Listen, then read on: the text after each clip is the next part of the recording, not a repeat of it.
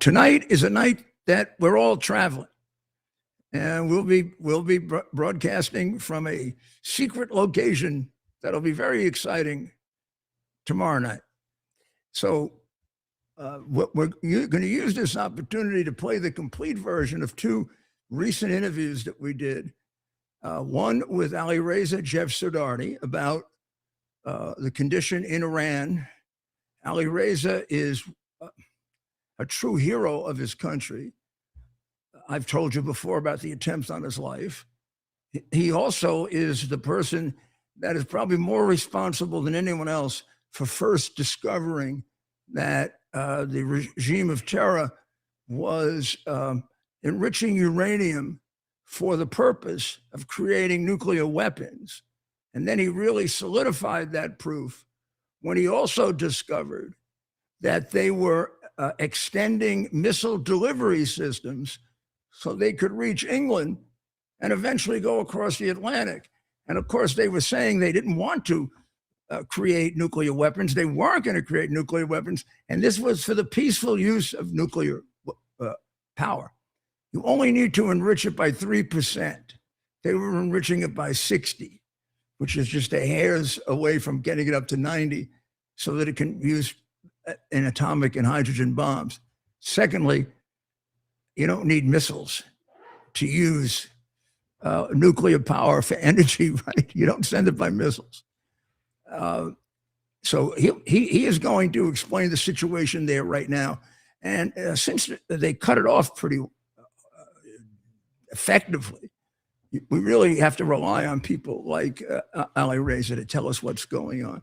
The second interview is with the mayor of Kyiv, or some people say Kiev. I think it's Kyiv is the right pronunciation, in Ukraine. And he has been the mayor, so he covers the whole war for the full extent of the war. 4.5 years of getting bombed, kind of like the Battle of Britain, you know, but more sporadically, but over a longer period. And he also has quite a background and was a hero of the country before he became mayor, which I think is helpful. He was the heavyweight champion of the world. He had a fabulous record, if I'm correct. It was 45-2 and 41 knockouts. One of the two, he broke his collarbone, and he was way ahead on points when he had to stop the fight. The second one, he got a bad cut over his eye, and he was again ahead on points when they had to stop it. So he conceivably could have had an undefeated record. He is considered one of the best heavyweight champions ever. He's 6'6", 6'7", something like that. Giant of a man, long reach, tremendous punch, also a PhD, and a very good man, and has been a friend of mine for 20 years, something like that. I think you'll enjoy being able to hear these, and it'll give you a sense of what's going on inside those countries, because of course we are somewhat shut out from that, and we have to make our own decisions about it. This may help you. And then we'll be back with you on Wednesday night from a very, very exciting place. So again, remember, God bless America. Enjoy it.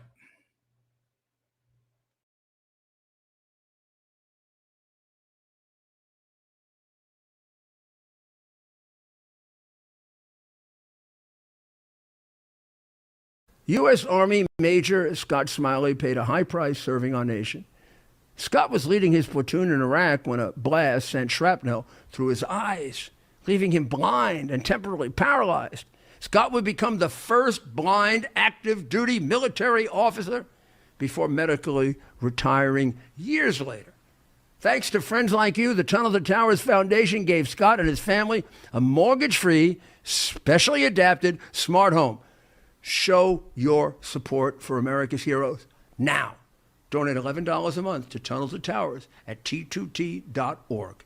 France, or in France. With us, Ali Reza Jeff Sardardi, and Ali Reza is still in Paris, France, or in France near Paris.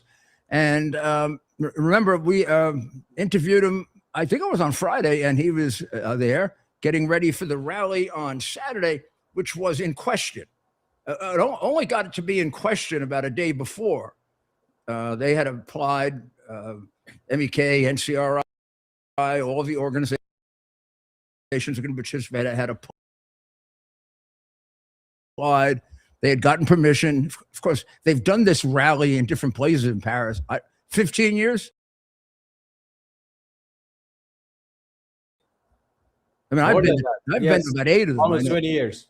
I've been to 8 or 10, I think, right? And you were doing them way before I got involved.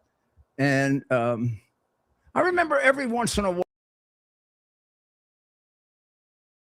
while they would put pressure on the French government, but the French government usually would fight it off. So ultimately, they gave you some reasons, didn't they, as to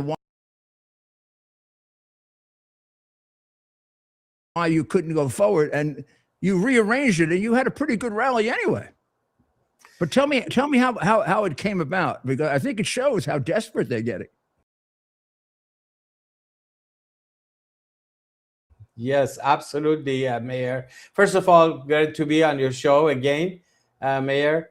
And I'm still in Paris. As you correctly said, the rally was planned way in advance, several months in advance. They had worked out all the details, all the contractors. They worked out the details with the police, exactly where they're going to have this stages, the route for the march, all of the security. They had, big contractors for setting up stage, sound, all of the logistics. Everything worked out until, less than 2 days before, when Araghchi, the Iran regime's foreign minister, called his French counterpart. And it was in public, in the media. They didn't say what they talked about, but clearly it had certainly had something to do with it, because only a couple hours after that, the police informed our people that they cannot have this rally go on. And they didn't specify any reasons or anything. They said, this is going to be canceled. You can't have it. There are certain risks involved in it. And suddenly this risk popped up. So our people quickly went to court. And during the court, it was presented that the reason that they wanted to cancel the rally because of the threat of terrorism and bombing of the rally, both by the Iranian regime, which, by the way, is trying to get back to the international community, and also a threat of bombing by the remnants of the Shah's dictatorship, the monarchical dictatorship, followers of the son of the Shah, Reza Pahlavi, and the Savak, which was the secret police of the Shah. But they have revived the Savak organization. It's cited in the documents in the court, and saying that they have threatened to disrupt it. And based on that, they wanted the rally canceled. Of course, our people said, there's no way in the world, this is totally impossible. It's against all of the arrangements we had done. And, over 1,000 buses were lined up to come. People were flying in, trains, all of that. Eventually, that morning, regardless of the court ruling, about 800 buses made their way in. Most of them were not allowed to get off the buses. Some of them did. Remind us again where it was. It was located in the heart of Paris. In the heart of Paris, it's a famous place known as Auban, which is very close to all the major places in the heart of Paris. Well-known place. Close to the Arc de Triomphe. It's close to actually the Etoile, where the main square in the heart of, and close to Napoleon Palace, all of that. Okay. Well-known place, very large place, and so people started showing up, and the police were trying to disperse them. regardless, and they started going to different locations in the city because the buses were here. We want whole protest was against the executions in Iran and in favor of democracy and political pluralism in Iran, supporting Mrs. Rajabi and her 10-point platform. So about a total of nearly 50,000 people made their way, scattered in different places. I showed up early in the morning, and that's the picture I took, and I saw like different parts of Paris. So it was practically impossible to go the way it was planned. There was no stage, none of those things. So they quickly rearranged the whole thing and turned that into a conference, at least for the speakers. So within a few hours, Mrs. Rajabi delivered her keynote address at her headquarters in Auvers-sur-Oise, the headquarters of NCRI. So many, personalities had come from various European nations. You're very familiar with that mayor from, how many people were you able to get out there? Because that's big, but it isn't the same thing as Paris. No, definitely. This is only for this was only for the speakers. Oh, I see. All of the people Sure, who were going to attend, they had to be in the middle of the town. They couldn't make it, but they couldn't go the way they wanted to arrange it. But they made their message very clear that this whole rally was about freedom and democracy, and the French were kowtowing to the pressure coming from Tehran. And as you said, clearly showing how much the regime is afraid of this movement. Did you take the threats as tactical or serious ones? Well, if it were serious, you would have known it like way before it. So the way it was like presented, it was very clear that there may have been like tactical, but certainly they cited the regime which has been threatening in the past. We know that, and also the remnants of the Shah's dictatorship, which is in recent months they have become really aggressive. Well, they threatened anyone. Didn't they threaten some of the minority groups that they were going to kill? They were going to kill them? They have. Personally, he said he thinks they should kill them. Well, the son of the Shah, when some of the Kurdish groups got together, was it the Kurds? He called them terrorists. He called them, separatists, and he asked the army to suppress them. I don't know which army he's talking about. And then in between, they had the Savak resurrection, the secret police of the Shah, which was supposed to be defunct, but apparently they work in collaboration with the Ministry of Intelligence of Iran. And they had a rally with the T-shirts with the emblem of Savak and saying that, we're going to identify anyone, who is not basically supporting the son of the Shah. Did some of them show up? Well, we didn't see them there, but there was a lot of police. So if they had any plans they had, there were like, a very large group of police people who were there to just don't allow the groups to get together. So my point is that this event really, first of all, it showed the fear of the regime. Second, it showed how the Savak, the remnants of the Shah's dictatorship, the network of the son of the Shah are working, collaborating with the Ministry of Intelligence and the IRGC in silencing any voice of dissent against the regime, except those who endorse and back the return of the dictatorship of the Shah. Third, it shows the capability of this movement that despite all of these limitations, they managed to adjust themselves quickly. First of all, those who managed to get there, they got their voice out, and there was a lot of media coverage about it. Then they managed to speak, get all the speakers. All of it within a few hours was done. A superb conference. They made it a 2-day conference, Saturday and Sunday. And the whole theme of that conference was that, Iran does have an alternative. The solution for all the problems there when emanating from Iran is changed by the people of Iran. There's no need for war or boots on the ground or appropriation of money or arms. The movement has the capability. They all talked about the provisional government that Mrs. Rajabi had announced to operate for that transitional period within 6 months, based on the 10-point platform of Mrs. Rajabi, and then set up for free and fair elections. all of those things came to everybody's attention. We had, in addition to Mrs. Rajavi, who spoke on both days, we had Boris Johnson, the former, Prime Minister of Sure. United Kingdom, former Defense Minister of UK, Liam Fox. We had the former Speaker of Parliament in UK. We had senior people from Germany to you name it, from Italy, all of the Belgium, the former Prime Minister of Belgium, former Commissioner of Europe. All of the key people were there. It was really a powerful show of force behind this movement at the time that everyone is so focused on negotiating and trying to figure out what to do with the Iran regime. All of these people came out and said, you know what, no matter what you want to do, the real solution lies here. These are the true voices of the Iranian people that we need to support. Well, it does seem through the negotiations that they don't speak with one voice. It does seem like there must, so and there's such a hidden government, you don't really know what's going on inside. But when you see the different positions that they take,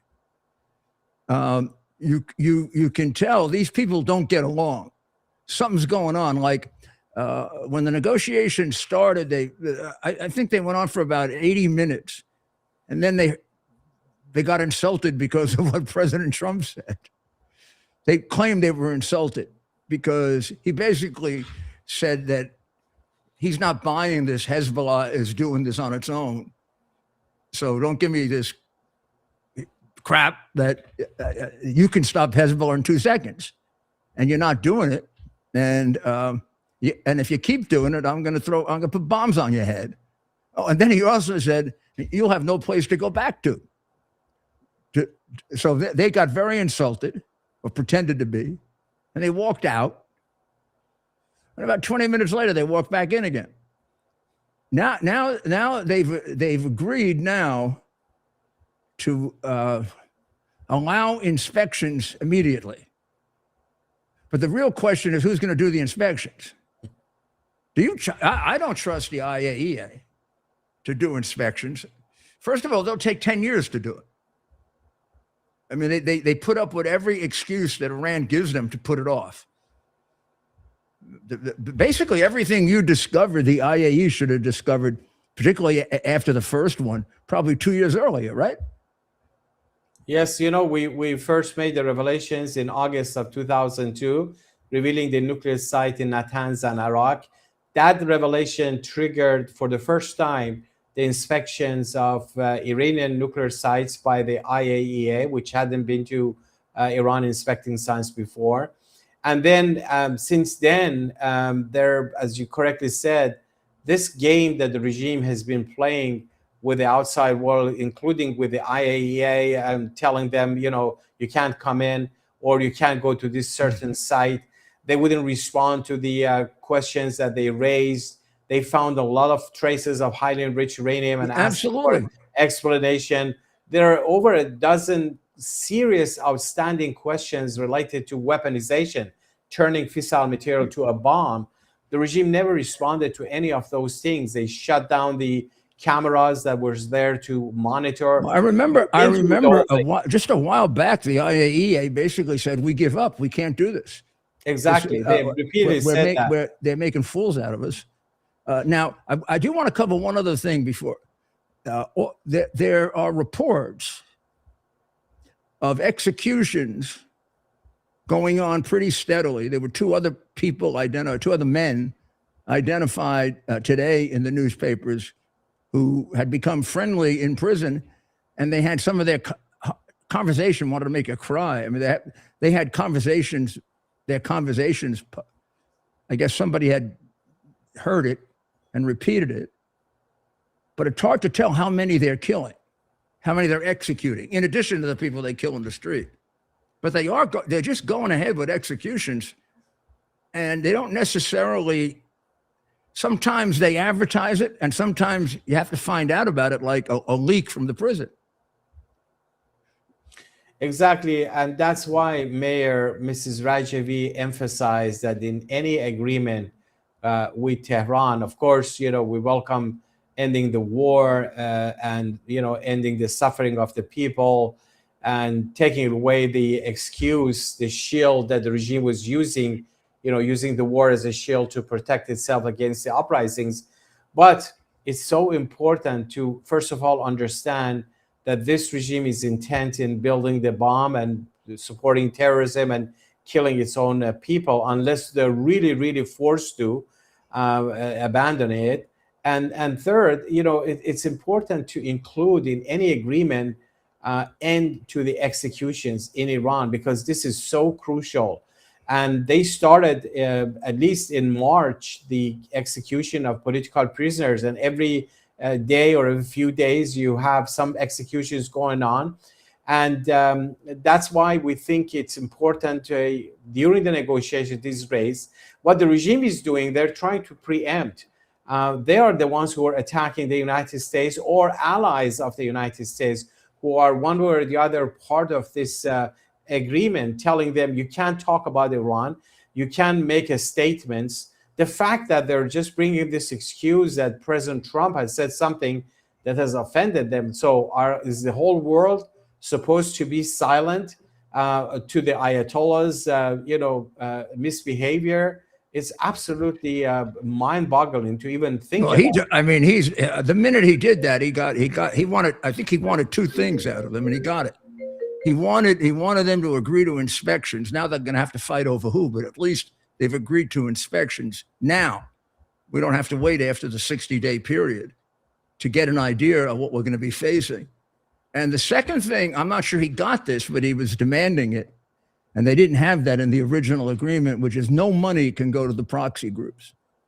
They're going to have to set up a mechanism. So if they do get any money back, the money is put under a control of a directorate. And no money to Hezbollah, no money to Hamas, no money to the Houthis. It's got to go to the Iranian people. That'd be a big change. And I don't think they're going to agree to that. When they came back, they agreed to the inspections, and they immediately said the IAEA, because they probably think they can fool them again. But they're not going to put up with a new organization coming in that might actually be for real. But now, the last thing, I see that the women, first they're getting cracked down on. I mean, we saw there was one famous one. I guess she was a singer. And they grabbed her and they gave her lashes. 78 lashes is a lot of lashes.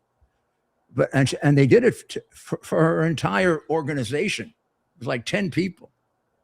But now apparently they're doing it more often. But it's creating more women. And I don't know if it's in Tehran or other parts of Iran.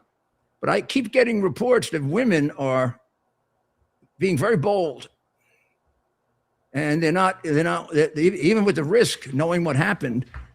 More and more of them are going around violating the dress code, which is pretty easy to do. Just little hair hanging out, and you violate the dress code. Exactly, Mayor. The repression of women is an integral part of the overall repression of the society, because the regime knows the potential that the women in Iran have is enormous. They have been badly suppressed over decades. The core of the ideology of the Iranian regime is misogyny. And that's why there's tremendous potential on the part of the population. Now, how do you suppress women? Of course, you start with restricting what they wear, what they do. It's not just limited to their cover. They have no rights in the whole society. They can't be judges.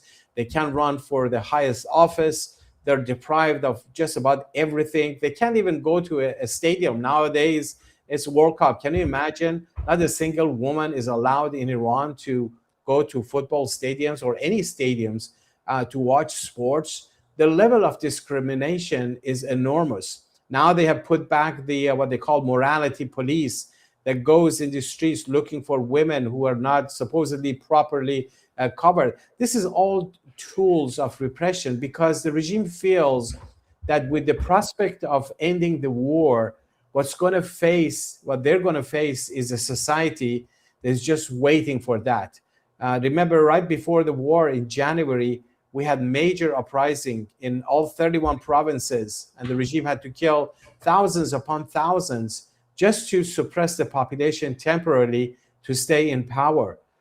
That's going to come back for sure. And that has been the trend since 2017. So that's why, we emphasize that the issue of repression, executions must be included in any form of agreement if we really want to squeeze the Iranian regime, hold them accountable. But also on the nuclear issue, Mayor, I just want to add to it, the only sure way to end the nuclear weapons program of the regime is to shut down all of the sites that are related to this. There is no justification for the enrichment at all.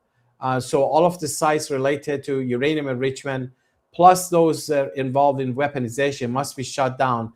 The IAEA or any kind of inspection regime that goes to Iran shouldn't go to just monitor certain things. No, they should go to oversee the closure of those sites. I would say that's right. I was somewhat annoyed to see that there was a suggestion that that they could discuss with Oman and raise the possibility of peaceful enrichment. There was no agreement to do it. There was an agreement to discuss it. And I would have preferred if that were just out of there. Now, but I think it will be out of there. There are going to be a lot of days like today where they walk out. There's the whole altogether different view of the world here. So we'll have to see how it goes. But keep me posted, okay? Sure. Ali Reza, and give my best regards to Madam Rajavi, who is getting a great deal of attention now. I think that's what sparked the Shah from putting out these leaks, and I think they're getting very nervous that she looks like the real thing, who has devoted, the last 5 decades to this, and he looks like a playboy coming in to try to just see if he can enhance the crooked money he already has from Iran. So let's see what happens. Thank you very much. And you take care of yourself. Thank you so much, Mayor. Always a pleasure to be on your show. Yeah, we'll be talking for sure. Thank you. Thank you. Here we are, pretty much at the beginning of the process here at this pristine, I call it a laboratory. It's not like a factory, it's like a hospital. This is the beginning of the process for roasting. Deep green, very good quality. Most people don't use this quality. We deal with small farmers because we like to know who we're dealing with. They give us the highest quality, all organic, non-GMO. You should know all Arabica beans, no Robusto, all Arabica. They're gonna go into the roaster and it'll get roasted for about 20 minutes or so.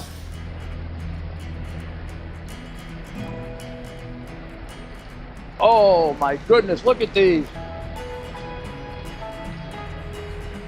My goodness.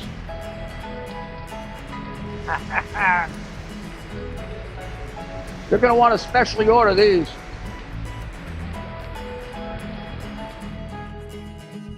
This is what goes into Rudy's coffee.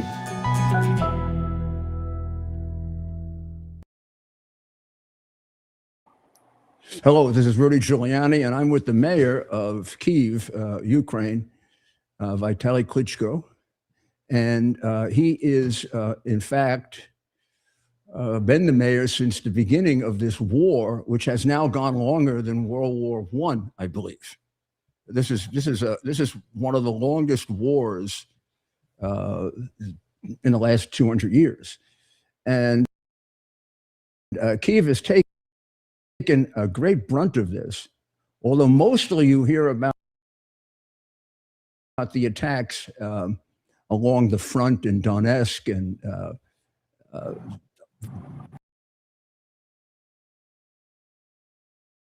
the attempt to create the land bridge. A lot of the malicious attacks by the Russians and by Putin have been to Kyiv, I think the other day, the worst of all,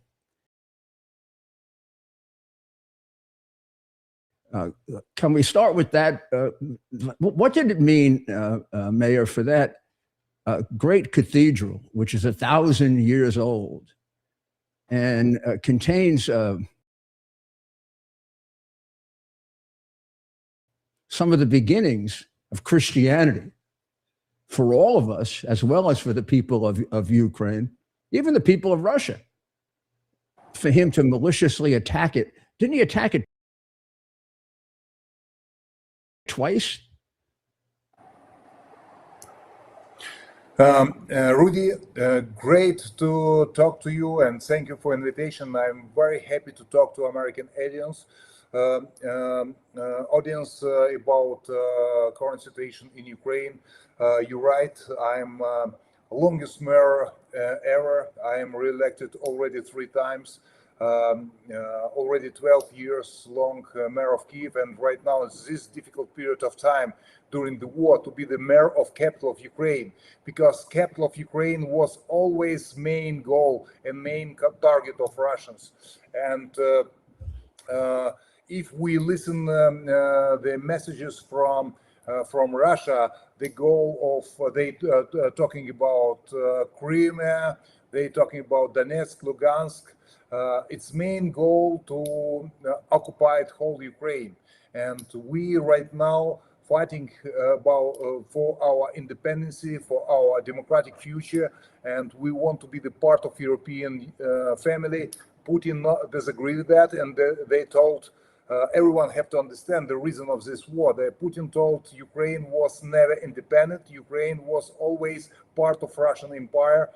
He's not allowed to go to European Union. He not allowed to be independent, and we're fighting right now for our future and defending our integrity and independence. And main attack, I just give you and for all audience short feedback from beginning the war. You're right. This war is longer than Second World War, almost 4.5 years long. More the front line, more than 1,000 miles. In this period of time, killed almost 400 people. I'm talking just about civilians in our hometown, including 26 kids. Injured over 1,100 people, and injured also 155 kids. Over 3,500 buildings are damaged. And in last attack, just 2 days ago, destroyed Lara, our holy thing, object of UNESCO. I saw that with you.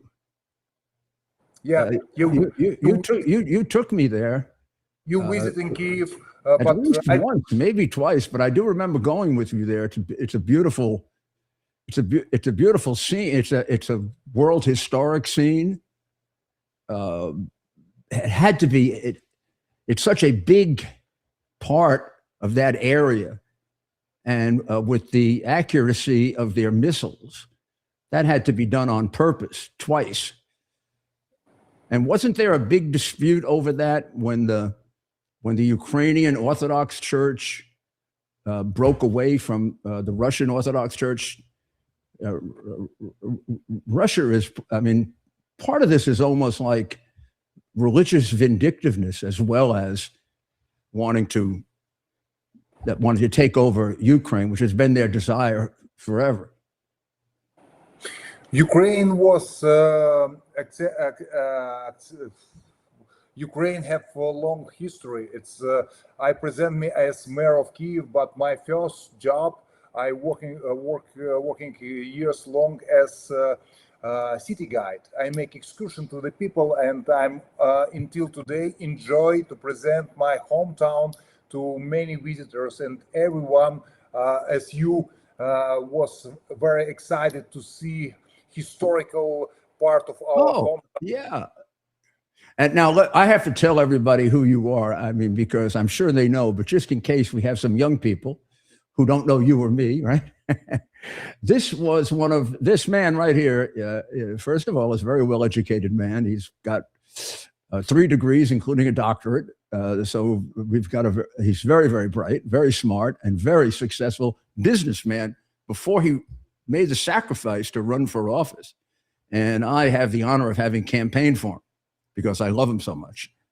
He also is one of the greatest heavyweight champions of the world. I mean, he would have to be listed in one of the top 2, 3, 4, 5.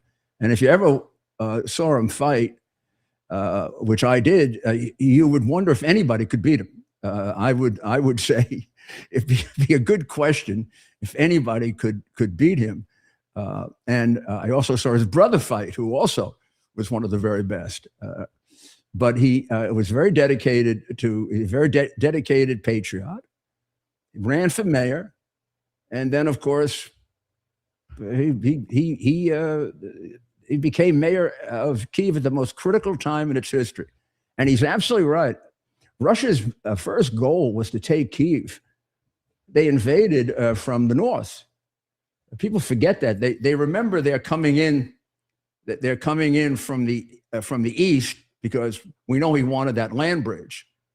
But he wanted the capital and he wanted Kharkiv. Those are the 2 rich cities. And if Putin's anything, he's about money. And he wanted to crush you. If he could have crushed Kyiv in particular, he would have crushed you. And you have fought him off. Got to be one of the most valiant efforts in the history of Europe. What you've done in Kyiv, what they've done in other parts of Ukraine, some of the cities that he's attempted to take. So you have been bombarded throughout the war for the full 4.5 years. There's never been really much of a reprieve. How is the city? Just tell us how the city is functioning. How do people function there?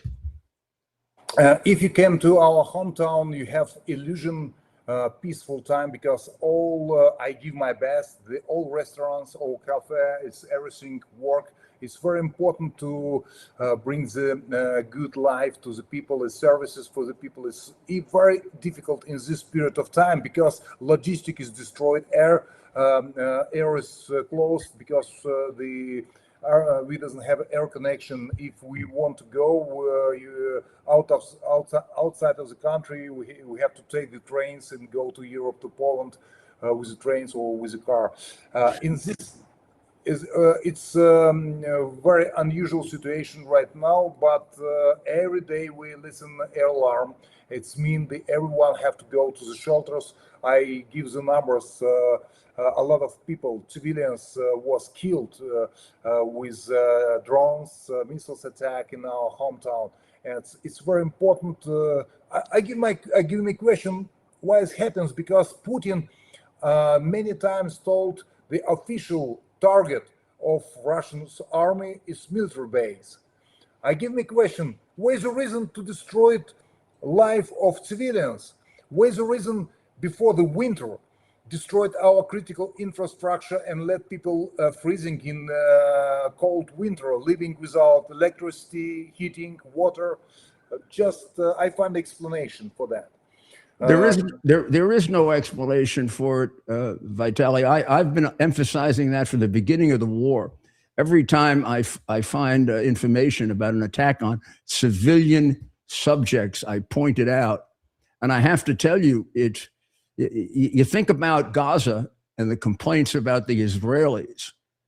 The Russians have hit probably 50 to 100 times more civilian targets than the Israelis have. And they do it on purpose.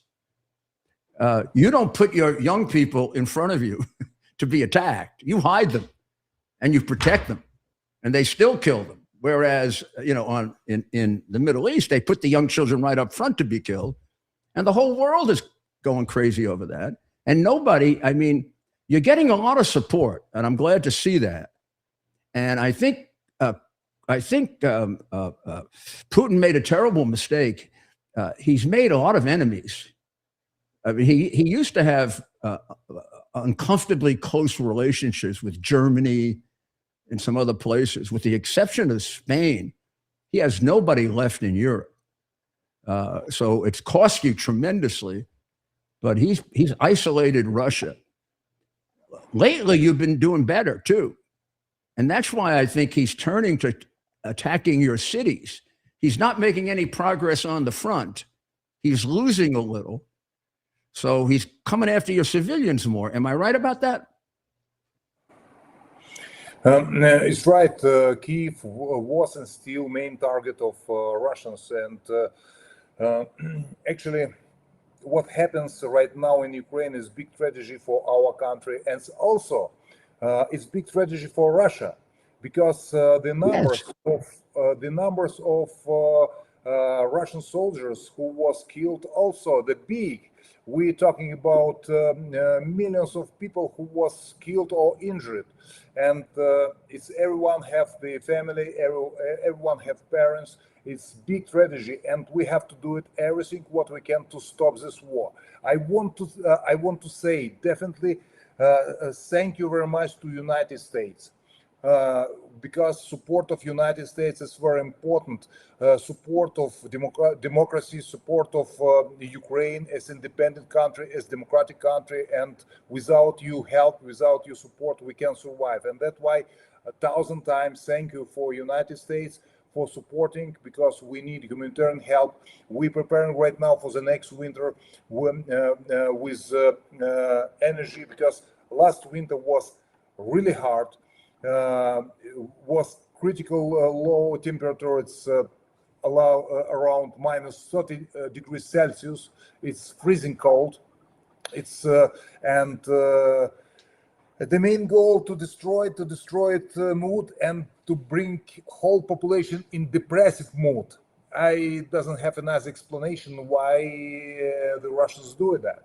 But we have to do it everything what we can to stop them, to stop Russians, and to bring the peace back to Ukraine. I want to announce Ukraine is biggest and largest country in Europe, and instability in Ukraine can bring instability in whole region, and that's why the whole European country interested to stop this war, the whole world interested, and I want to say thank you for support, thank you for humanitarian help, and because without support of our partners, it's impossible to survive. May I also say that Americans, over the course of this war, from the very beginning, a large percentage of Americans, a majority of Americans supported you. It's always been that way. But there was some dissent, just about the idea of war, not wanting to be involved in another war, that sort of thing. As time has gone on, and the Ukrainian people have proven themselves to be some of the bravest people in history, what you have withstood is impossible. Your respect in America has gone way up. I mean, I know Ukraine. I've been there. You're a close friend. I have many close friends in Ukraine. I've been 100% supportive from the day one, and I'd like to do a lot more, frankly.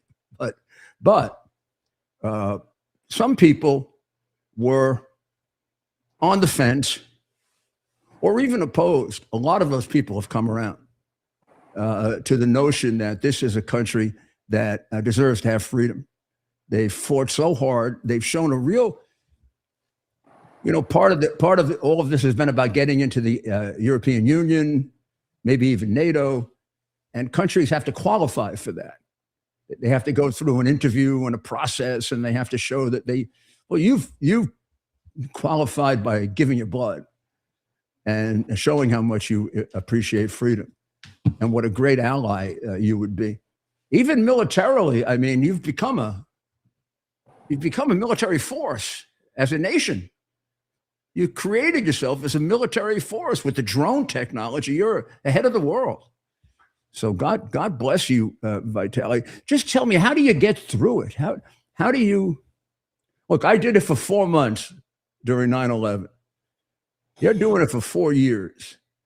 Tell me how you sustain it, how you do it, because your people look to you.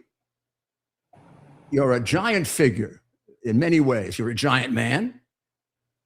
in physical stature and you're a giant man in here. And you make it come out. You know how to make it come out. But how do you sustain it? Because they're all leaning on you, Vitaly. Rudy, if I can I call you Rudy? Oh, if you don't call me Rudy, I'm going to have to come over there and beat you up. We know this has a long time.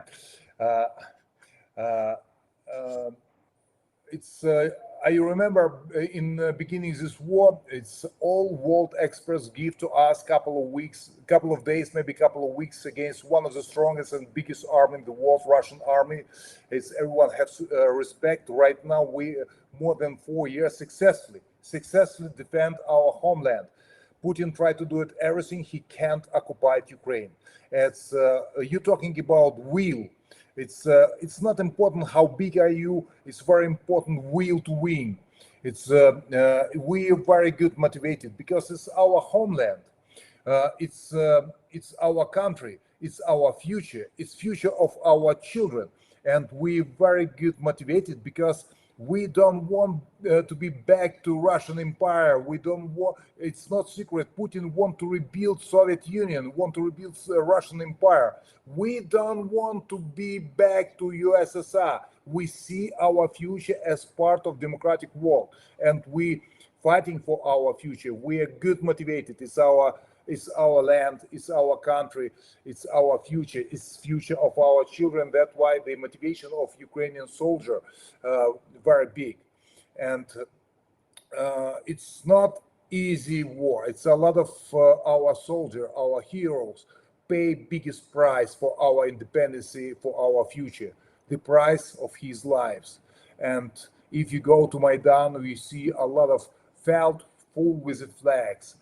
Flags is memory of our patriots who give the biggest price, and this war is drama for Ukraine, and we have to do it everything what we can to stop this senseless war, and we need help from our partners, from United States, because we are together we are time stronger. You're talking about my boxing career. I know as boxer one very simple example. Every finger in the hand pretty strong, but if you put finger together, it will be time stronger. It's mean unity around Ukraine. It's key for peace and freedom, and we have to be strong in front line. We have to be strong inside the country. We have to be strong internationally, and together with our partners, we are time stronger. And that's why, one more time, thank you for support of United States.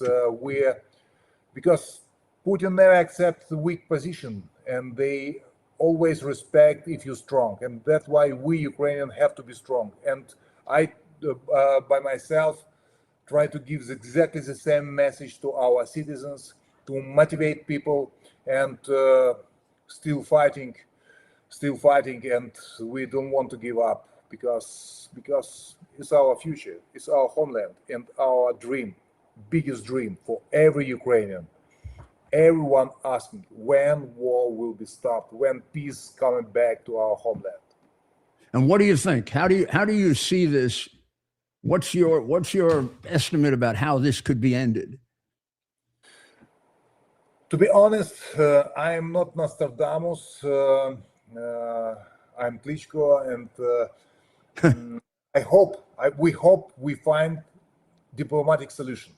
We hope, but also I told you we have to be strong, and in one day, I hope Russian population, people told to Putin, stop this war. It's painful for our country. It's no reason to do that. And when this happens, I don't know. But it's key for peace, the unity of all democratic world, to support, to be together, and to be strong. And in one of the day, Putin understand they don't have success in the future, and this war can stop one man, the same man who starting this war.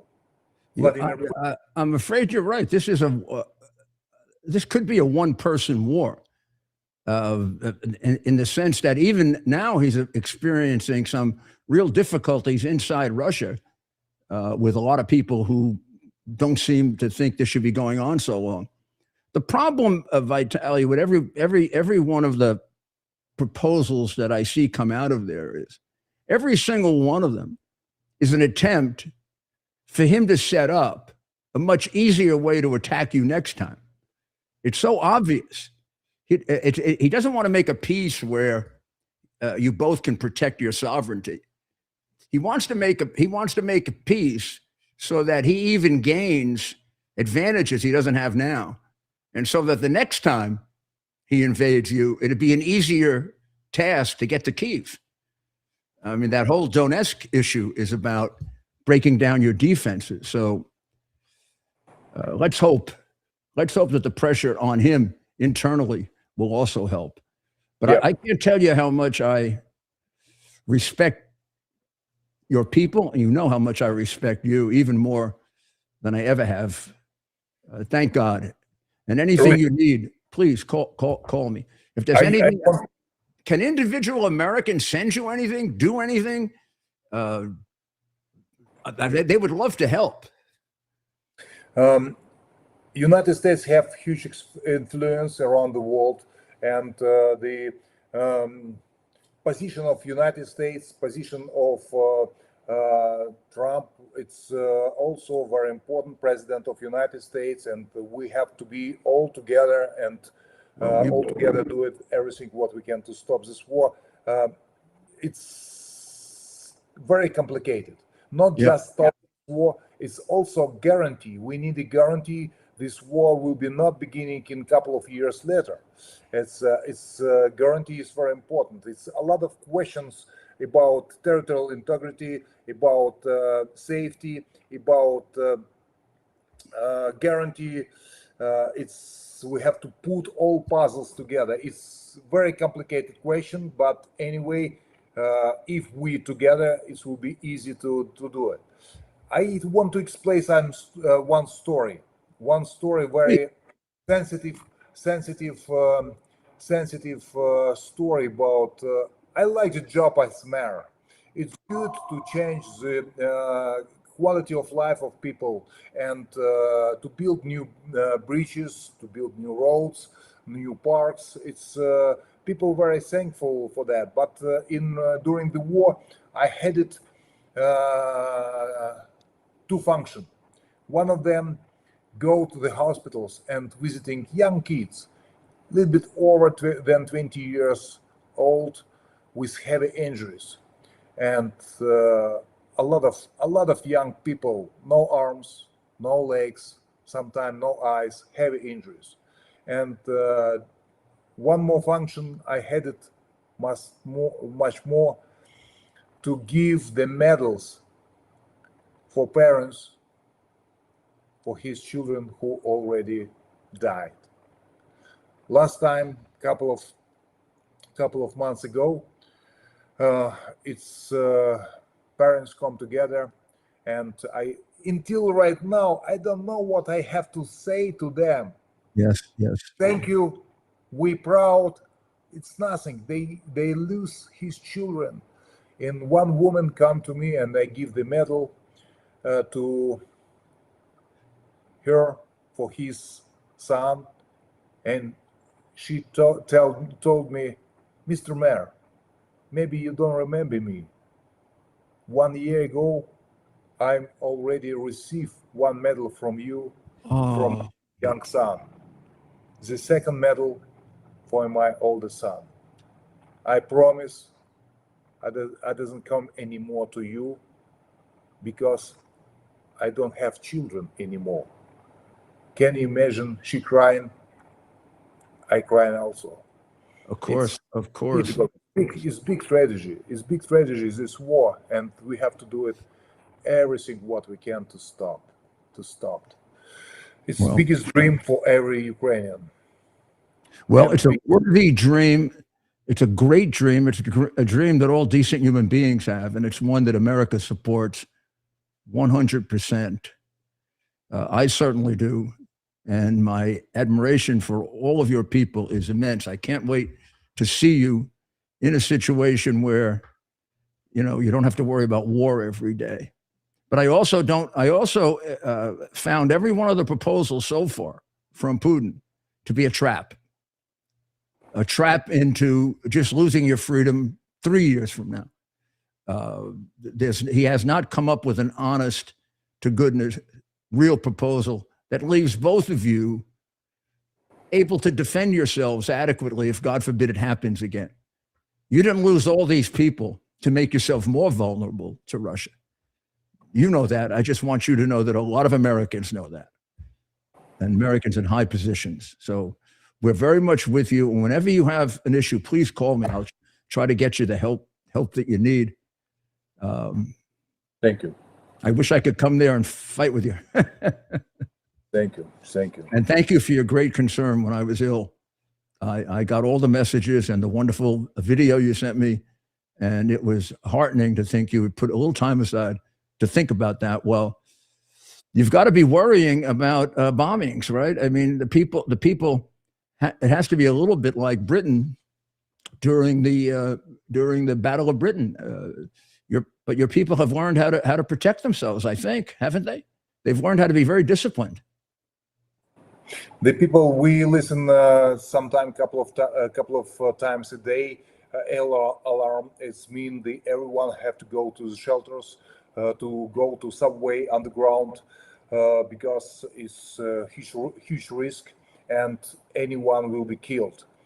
Any children, any women, any citizens in our hometown, and it's we listen so often alarm, and if we collect time together in last year, from 12 months, our citizens spent 1 month in underground, and it's very important psychological support for our people.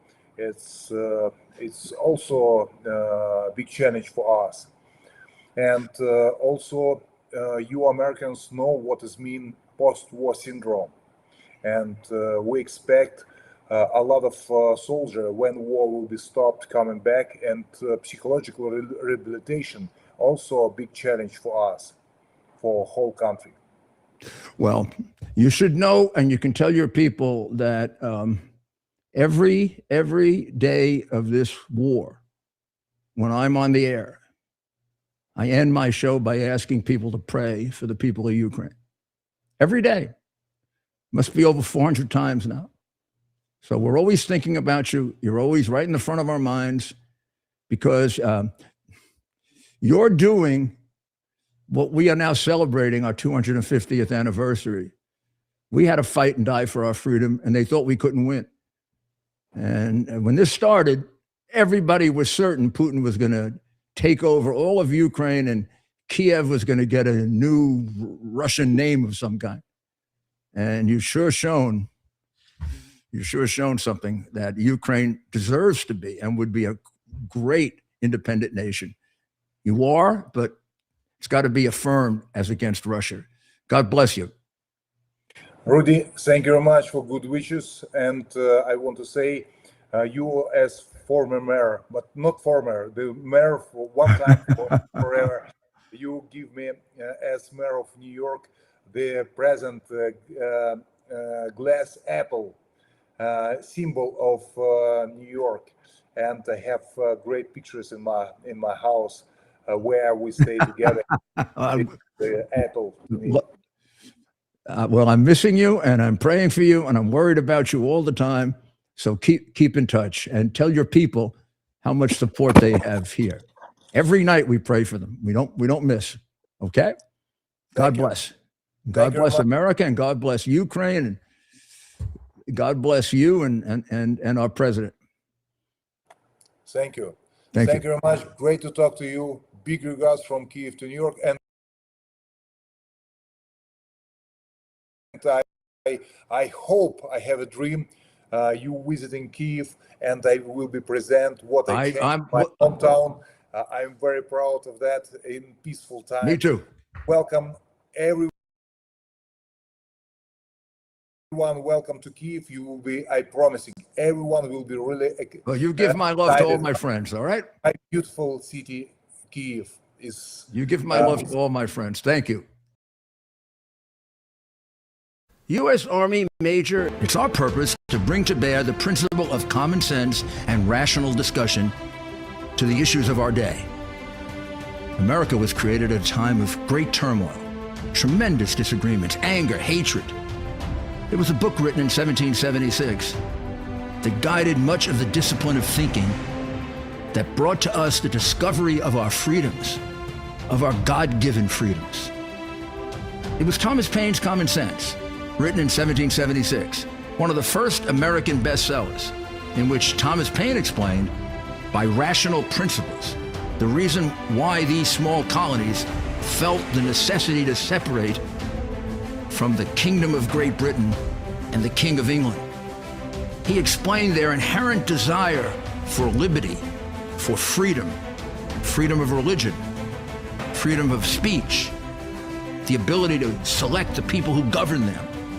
And he explained it in ways that were understandable to all the people, not just the elite.